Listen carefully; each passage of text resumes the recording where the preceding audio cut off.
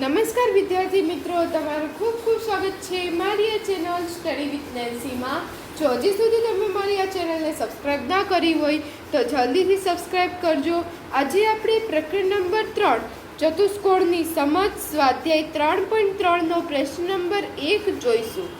તો જુઓ, પ્રશ્ન નંબર 1 આપેલો છે કે સમાંતર બાજુ ચતુષ્કોણ ABCD આપેલ છે. દરેક વિધાનને તેમાં ઉપયોગ કરવામાં આવેલ વ્યાખ્યા અથવા ગુણધર્મનો ઉપયોગ કરીને પૂરું કરો. ક્યાંય આપણને શું આપેલું છે? સમાંતર બાજુ ચતુષ્કોણ આપેલું છે. ચતુષ્કોણ છે ને 4 ખૂણા હોય, 4 બાજુ હોય, ચતુષ્કોણ. અને કેવું ચતુષ્કોણ? તો સમાંતર બાજુ ચતુષ્કોણ. સમાંતર બાજુ ચતુષ્કોણ અહીંયા આપણને ABCD આપેલ છે. એના વિધાન આપેલા છે. અહીં જો 1 2 3 4 એમ વિધાન આપેલા છે અને તેમાં ઉપયોગ કરવામાં આવેલ છે વ્યાખ્યા અને ગુણધર્મ છે. આપણે એને ગુણધર્મ લગાડીને વાંચે વિધાન છે તેને પૂર્ણ કરવાનું છે. તો પહેલાં આપણે આ પહેલો દાખલો ગણતા પહેલાં આપણે સમાંતર બાજુ ચતુષ્કોણના ગુણધર્મ જોઈએ. આપણને તેના ગુણધર્મ ખબર હશે તો જ આપણે તેના પરથી તેના ગુણધર્મોને આગળ પૂરું કરી શકશું. તો જો હવે પહેલાં ગુણધર્મો જોઈએ. તો સમાંતર બાજુ ચતુષ્કોણ, સમાંતર બાજુ ચતુષ્કોણ, તો અહીંયા તમે જુઓ સમાંતર બાજુ ચતુષ્કોણ આપેલું છે. સમાંતર બાજુ ચતુષ્કોણ કોને કહેવાય? કે જેની સામસામેની બાજુઓ સમાન અને સમાંતર હોય તેવા ચતુષ્કોણને શું કહે છે? સમાંતર બાજુ ચતુષ્કોણ કહે છે. કે આ જોડ અને આ જોડ, આ જોડ ને આ જોડ કેવી હશે? સમાંતર હશે. અને આપણે સમાંતર બાજુ ચતુષ્કોણ કહીએ. તો જો એના ગુણધર્મ જોવાના છે. તો એમાં પહેલું ગુણધર્મ છે સામસામેની બાજુની લંબાઈ સમાન હોય છે. કે જે સામસામે બાજુ આવે છે. જો આ સમાંતર બાજુ ચતુષ્કોણ ABCD છે તો એની સામસામેની બાજુઓની લંબાઈ કેટલી હોય? સમાન હોય. કે આમાં સામસામેની બાજુ કઈ થાય? AD અને BC. આ બે કઈ થાય? સામસામેની. AD ની સામે શું આવ્યું? BC. એટલે આ બાજુ કેવી થશે? સરખી થશે, AD અને BC. અને એવી જ રીતે DC અને AB સમાન થશે. DC બરાબર AB. તા જુઓ શું થશે કે આ સામસામેની અને આ સામસામેની બાજુઓ કેવી થાય? સમાન થાય. સમાંતર બાજુ ચતુષ્કોણમાં સામસામેની બાજુઓ DC અને AB અને DA અને CB કેવી થશે? સરખી થશે. હવે DA બરાબર AB ના થાય. આ ને આ સમાન ના હોય, ખાલી સામસામે જે બાજુ હશે તે સમાન હશે. હવે એવી જ રીતે બીજું આપેલું છે કે સામસામેના ખૂણાના માપ સમાન હોય. સામસામેના ખૂણાના માપ એટલે આ ખૂણો A છે એ 60 અંશનો હોય તો ખૂણો C પણ કેટલા અંશનો થાય? 60 અંશનો થાય. એટલે આ ખૂણો ને આ ખૂણો સમાન હોય અને આ ખૂણો D અને ખૂણો B સમાન હોય. તો એટલે આપણે એને શું કહીએ? કે સામસામેના ખૂણા સમાન હોય. હવે જોવો એનો ત્રીજો ગુણધર્મ. પહેલો ગુણધર્મ અને બીજો ગુણધર્મ થયો. પહેલો ગુણધર્મ શું થયો? કે સામસામેની બાજુઓ સમાન હોય. બીજું ગુણધર્મ કે સામસામેના ખૂણા જ સમાન હોય. અને હવે ત્રીજો ગુણધર્મ વિકર્ણ પરસ્પર દુભાગે. કે વિકર્ણ હોય છે તે પરસ્પર દુભાગે. વિકર્ણ કોને કહેવાય? કે આ એક છેડાથી આ છેડે, ના છેડાથી આ છેડે, એને વિકર્ણ કહેવાય. આને શું કહેવાશે? આ વચ્ચે જે બે લીટી દોરેલી છે એને આપણે વિકર્ણ કહીએ છીએ. તો વિકર્ણ શું કરે છે? પરસ્પર દુભાગે છે. પરસ્પર દુભાગે એટલે શું થાય? કે અહીંયા બે ભાગમાં આ વિકર્ણ સમાન હશે અને આ સમાન હશે. સમજાણું? આ દુભાગે છે એટલે એકદમ વચ્ચે આ જે કેન્દ્રમાં છે ત્યાં કેન્દ્રમાં એકબીજાને છેદે છે. દુભાગવું એટલે શું? કે આ બંનેને કેન્દ્રમાં છેદે છે. કે અહીંયા તમે જોશો જે વિકર્ણ DB છે અને વિકર્ણ AC છે એ શું કરશે? આ બિંદુ O છે અને કેન્દ્રમાં છેદશે. એટલે કે આ બિંદુ O હશે એ શું હશે? આ બંનેનું વચ્ચે આવશે. એટલે આ બાજુ અને આ બાજુ કેવી થશે? સરખી થશે. એવી જ રીતે આ બાજુ ને આ બાજુ સરખી થશે. તો વિકર્ણ શું થાય? પરસ્પર દુભાગે. એટલે OC બરાબર OA થાય, OD બરાબર OB થાય. આ વચ્ચે દુભાગે. આ બંને જ જે વિકર્ણ હોય O બિંદુ ઉપર છેદતા હોય એકદમ મધ્યમાં. તો જુઓ, આ શું થયા? આપણા સમાંતર બાજુ ચતુષ્કોણના ગુણધર્મ થયા. હવે આ ગુણધર્મનો ઉપયોગ કરીને આપણે જે ઉપરનો જે 4 વિધાન આપેલા હતા તે 4 વિધાનને પૂર્ણ કરવાનું છે, બસ એવી જ રીતે. તો અહીંયા જુઓ, આપણે પહેલું વિધાન જોઈએ. તો પહેલું વિધાન શું આપેલું છે? AD બરાબર. તો હવે આપણે આકૃતિમાંથી જોઈને જવાબ આપવાનો છે.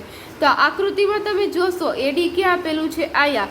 તો AD બરાબર શું થશે? આગળ જ આપણે ગુણધર્મ જોયો. AD બરાબર શું થાય કે આ બાજુ બરાબર શું થશે? AD બરાબર BC થશે, કે આ સામ સામેની બાજુઓ સરખી હોય. એટલે આપણે પહેલું કરીને લખીએ AD બરાબર BC, કે આ બાજુ છે તેની સમાન કેવી હોય? સામેની બાજુ હોય. કેમ? હવે આપણે જો વિધાન ગુણધર્મનો ઉપયોગ કરીને કરવાનું છે, તો અહીં આપણે કૌંસમાં ગુણધર્મ પણ લખશું. કેમ BC આવ્યો AD બરાબર BC? તો જુઓ, AD બરાબર BC કેમ આવ્યું? તો સામ સામેની બાજુઓ સમાન હોય એટલા માટે. સામ સામેની બાજુઓ સમાન હોય. હવે બીજું આપેલું છે ખૂણો DCB બરાબર. અહીંયા જુઓ, બીજું વિધાન આપેલું છે ખૂણો DCB બરાબર. તો અહીંયા તમે જોશો ખૂણો DCB. તો ખૂણો DCB કોને કહેવાય? આ D પછી આ C અને B, એટલે ખૂણો C કહીએ આપણે. આ જે મધ્યમાં હોય ને એ ખૂણો આપણે સમજવાનો. મધ્યમાં કયો ખૂણો છે? C, એટલે આમાં ખૂણો કયો થશે? C થશે. DCB એટલે D પછી C અને B, એટલે આ ખૂણો થશે. તો આ ખૂણો બરાબર શું આવે? તો આપણે નિયમમાં જોયું હતું, સામ સામેના ખૂણા કેવા હોય? સમાન. તો ખૂણા C નો સામેનો ખૂણો કયો થાય? ખૂણો A. એટલે આ ખૂણો A શું થશે? સમાન થશે. એટલે આપણે ખૂણો DCB બરાબર આપણે શું લખશું? ખૂણો આ DAB, એટલે આપણે લખશું ખૂણો DCB બરાબર ખૂણો DAB. કેમ થશે?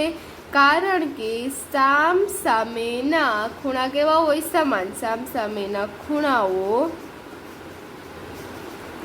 સમાન હોય.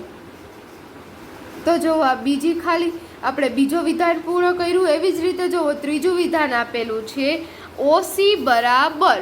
તો OC બરાબર, અહીંયા OC એટલે આ વિકર્ણનો ભાગ, અને આપણે શું કહીએ? OC. તો OC બરાબર શું થાય?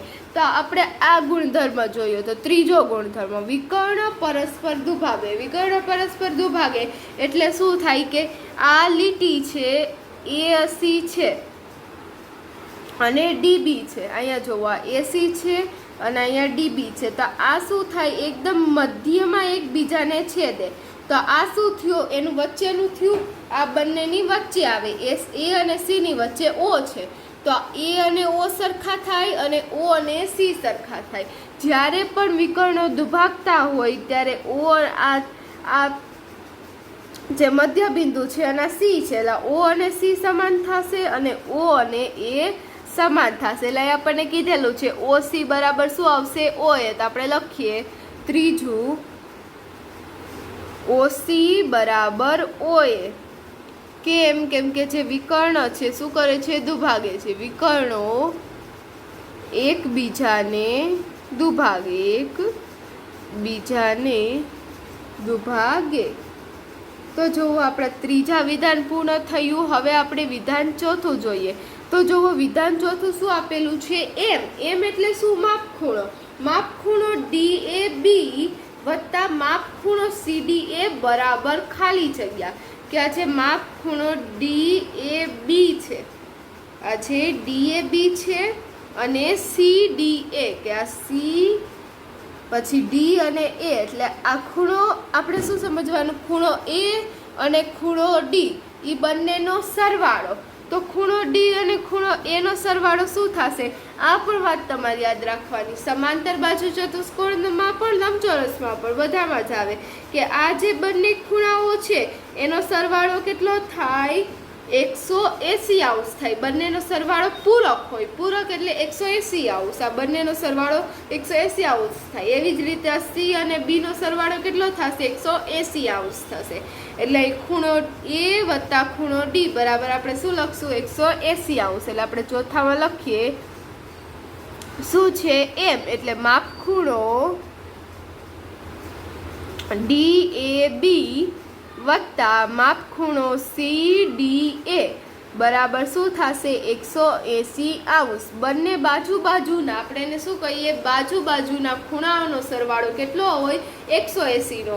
જો ડી અને એ, પછી એ અને બી, સી અને બી, ડી અને સી, તો આ બધા કેવા કહેવાય, બાજુના ખૂણા કહેવાય. આને બાજુના ખૂણા કહેવાય કે બાજુના ખૂણાનો સરવાળો કેવો હોય 180 હોય અને સામેના ખૂણાનો સરવાળો કેવો હોય, સમાન હોય. આ વાત તમારે યાદ રાખવાની છે. તો જુઓ આપણો અહીં આપણો પહેલો પ્રશ્નનો જવાબ આવે છે. જો તમને વિડીયો પસંદ આવ્યો હોય તો લાઈક, શેર, સબસ્ક્રાઈબ કરજો. જો હજી સુધી તમે મારી આ ચેનલને સબસ્ક્રાઈબ ના કરી હોય તો જલ્દીથી સબસ્ક્રાઈબ કરજો, જેથી તમને મારા બધા જ વિડીયો સૌથી પહેલાં મળી રહે. Thanks for watching.